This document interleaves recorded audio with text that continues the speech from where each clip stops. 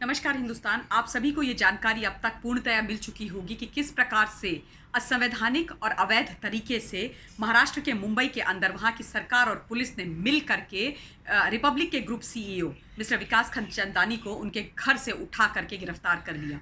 और आश्चर्य की बात यह है कि उनकी जब गिरफ्तारी हुई तो किसी भी प्रकार का कोई दस्तावेज, कोई कागज, कोई वारंट, अरेस्ट वारंट पुलिस के पास नहीं था। उनको गिरफ्तार करके ले करके चले गए और उसके बाद जो कागजात थे, जो दस्तावेज थे, वो व्हाट्सएप के माध्यम से उनकी पत्नी को प्रेषित किए गए। अब आप सोच सकते हैं कि किस प्रकार का लॉलेसनेस महाराष्ट्र की सरकार महाराष्ट्र के अंदर कर रही है। ये तो एक बहुत हाई प्रोफाइल केस है। भारतवर्ष के सबसे बड़े मीडिया ग्रुप, मीडिया हाउस की अरेस्टिंग जो हो रही है, उनके केसेस है। इसलिए जनता के सामने एक एक चीज़ चैनल के माध्यम से प्रस्तुत की जा रही है, हम तमाम लोगों के संज्ञान में आ रही है और हम लोग इस बारे में बोल रहे हैं, इसकी लड़ाई लड़ रहे हैं। आप सोचो, महाराष्ट्र का आम नागरिक, आम जनता जो अपने घरों में बैठी हुई है और उनके साथ भी मैं बहुत कॉन्फिडेंट एंड श्योर हूं कि ऐसा हो रहा होगा। उनकी सुनवाई कैसे होती होगी? उनके साथ कैसे न्याय हो रहा होगा? वो तो बेचारे कुछ नहीं कर सकते ना, कुछ भी नहीं बोल सकते। पुलिस आपके घर में घुस जाएगी, सामान्य नागरिक के घर में, दिन दहाड़े, सुबह सुबह, तड़के। ये इन्होंने नया तरीका अपना रखा है और उसके बाद आपको उठा करके लेके आ जाएगी इलीगल तरीके से। और अगर आप पूछेंगे तो बोलेंगे हम इन्वेस्टिगेशन कर रहे हैं, हम कुछ भी कर सकते हैं। ये जो एनकाउंटर कॉप है मिस्टर वजे, उन्होंने रिपब्लिक एक रिपोर्टर को कल बोला था जब वो पूछ रहे थे, मतलब आप उनसे कुछ पूछ भी नहीं सकते और अगर आप पूछेंगे तो आपको धमकाएंगे। ये चल रहा है कानून के नाम पर। और बात करके आप दिखा दीजिए इनसे। मुझे समझ में नहीं आ रहा है कि एक फेक टीआरपी केस के तहत आपने विकास खंचंदानी को गिरफ्तार क्यों किया, जब 100 घंटे तक वो आपके पास आ करके पूरी तरह से कोऑपरेट कर रहे थे। 100 घंटे की पूछताछ, लिटरली सेमी कस्टोडियल इंटरोगेशन आपने किया। उसके बाद उनको संडे को अरेस्ट करने की क्या आवश्यकता थी, जब आपको यह सूचना थी कि मंडे को उनकी एंटीसिपेटरी बेल लगी हुई है?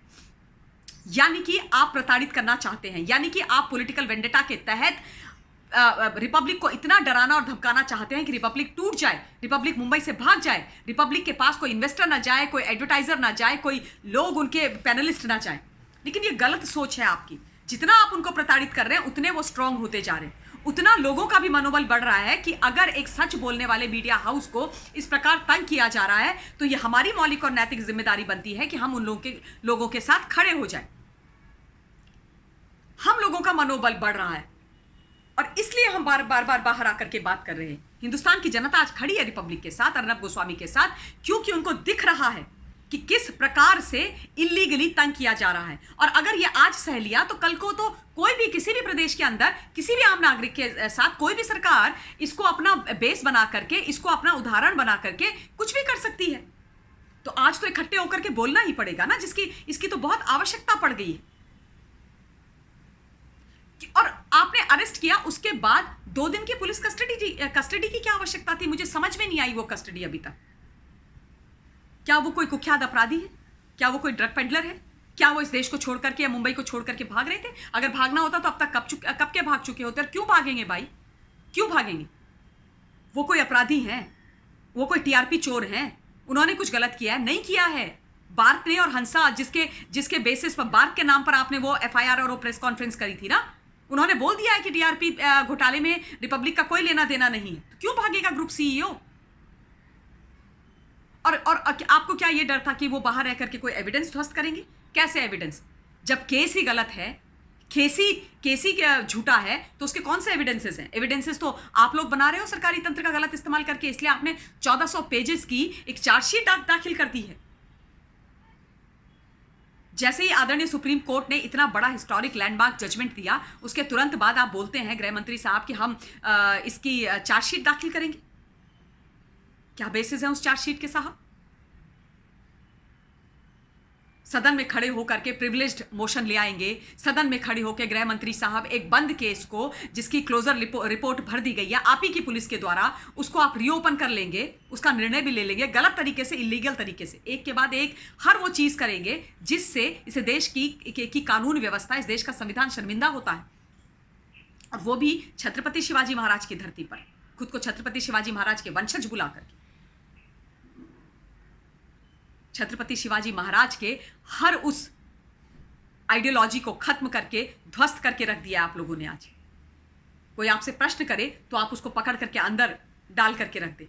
मुझे समझ में नहीं आ रही है कि आप लोगों को कैसी पत्रकारिता चाहिए, कौन सी पत्रकारिता चाहिए आपको? तीस्ता सीतलवाड़ चाहिए आपको?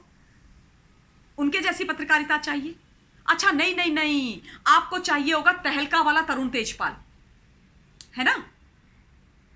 वो वाले पत्रकार चाहिए आपको, या तो अच्छा हाँ, आपको वो पत्रकार महोदया चाहिए होंगी जो यूपीए की सरकार के समय पर मनमोहन सिंह जी के पीएम बनने से पहले ये तय कर लेती थी और लिस्ट भी भेज दिया करती थी कि किस मेंबर ऑफ पार्लियामेंट को कौन सा पोर्टफोलियो मिलेगा और कौन सी मिनिस्ट्री मिलेगी।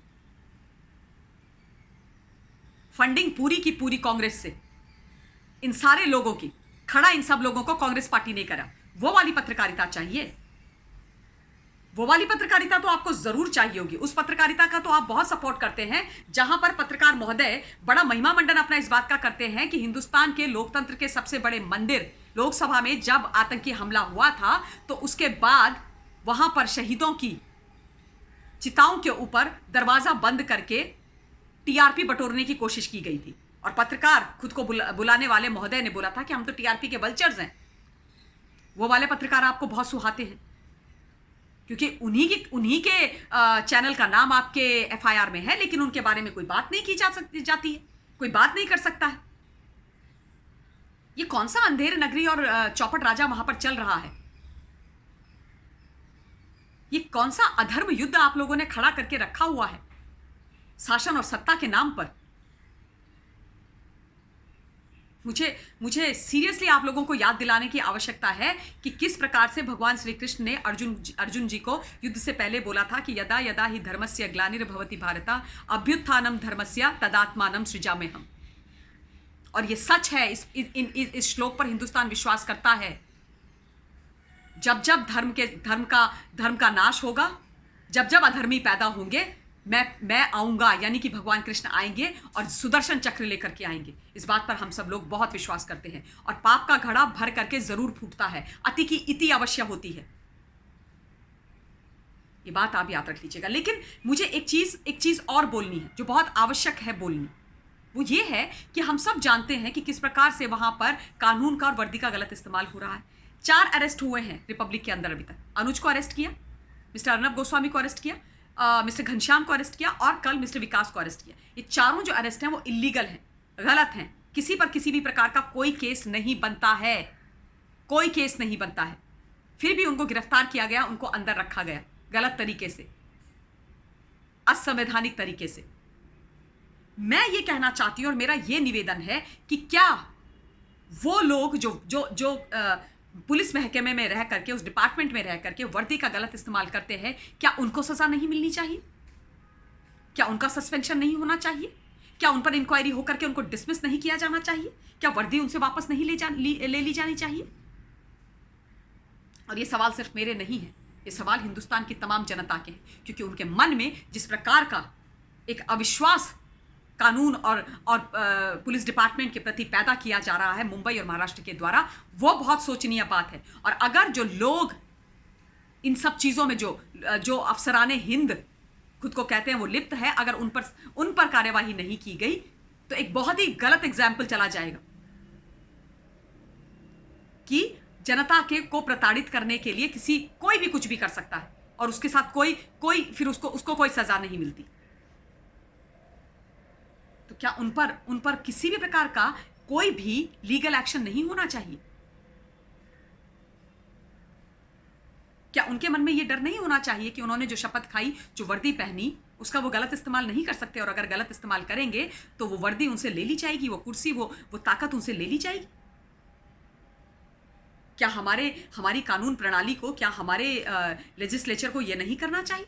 क्या आज जो लोकतंत्र का चौथा स्तंभ जिसको हम कहते हैं मीडिया, उसको लोकतंत्र के बाकी जो 3 स्तंभ हैं उन्होंने मिलकर के नहीं बचाना चाहिए? बिल्कुल बचाना चाहिए, अवश्य बचाना चाहिए। हिंदुस्तान की जनता आज रिपब्लिक के साथ इसलिए खड़ी है, पूरी ताकत से खड़ी है, क्योंकि रिपब्लिक, अर्नब गोस्वामी सच बोलते हैं। वो हर उस मुद्दे को उठाते हैं जिससे जो भ्रष्ट राजनेता हैं, जो भ्रष्ट लोग हैं, उनके उनको तिलमिलाहट हो जाती है, वो पागल हो जाते हैं, परेशान हो जाते हैं। एंटी सीए प्रोटेस्ट की बात करेंगे अर्नब गोस्वामी तो उनके पीछे पड़ जाएंगे। पालघर की बात करेंगे तो उन पर 200 एफआईआर हो जाएंगी पूरे देश भर के अंदर। सुशांत सिंह राजपूत के और दिशा के लिए न्याय मांगेंगे और हाथरस का सच बताएंगे तो उनको अरेस्ट ही कर लेंगे। उनके पूरे के पूरे मीडिया हाउस के पीछे पड़ जाएंगे,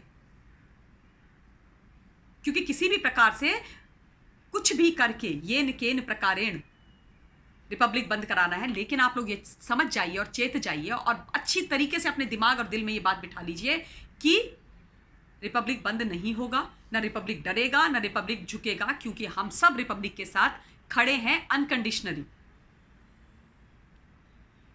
और जब आप जनता की अदालत में आएंगे तब आपका ऐसा हिसाब किया जाएगा जैसा बिहार में हुआ था। नोटा को आपसे ज्यादा वोट मिली है। नोटा का बटन शिव सैनिकों आप लोगों के कैंडिडेट से ज्यादा दबा है। और याद रखना सच्चे लोगों की हाई बहुत खराब होती है, वो हाई लो मत। अपना अंत खुद मत लिखो और लिखो मत, क्या तुम लिख चुके हो, अब बस खत्म होने वाला है। मैं हिंदुस्तान की जनता से ये निवेदन करना चाहती हूं कि हमें ये लड़ाई लड़नी है। हर लड़ाई अपने लिए नहीं लड़ी जाती। अर्नब गोस्वामी लड़ाई अपने लिए नहीं लड़ रहे। अर्नब गोस्वामी अपनी किसी जमीन जायदाद के लिए लड़ाई नहीं लड़ रहे। उनकी पत्नी और उनके बेटे पर भी एफआईआर है। वो पूरा परिवार, वो पूरा उनका रिपब्लिक ग्रुप अपने लिए लड़ाई नहीं लड़ रहा है, इस देश की लड़ाई लड़ रहा है, हम सब की लड़ाई लड़ रहा है। इसलिए आज हमें भी उनके साथ खड़े होना है। हिंदुस्तान, मेरा निवेदन है आप सब लोगों से हाथ जोड़ करके इस लड़ाई को पूरी शक्ति और पूरी ताकत से हम सब मिल करके लड़ेंगे और विजय श्री हमें ही मिलेगी। बहुत बहुत धन्यवाद। जय हिंद, जय भारत। Stay blessed.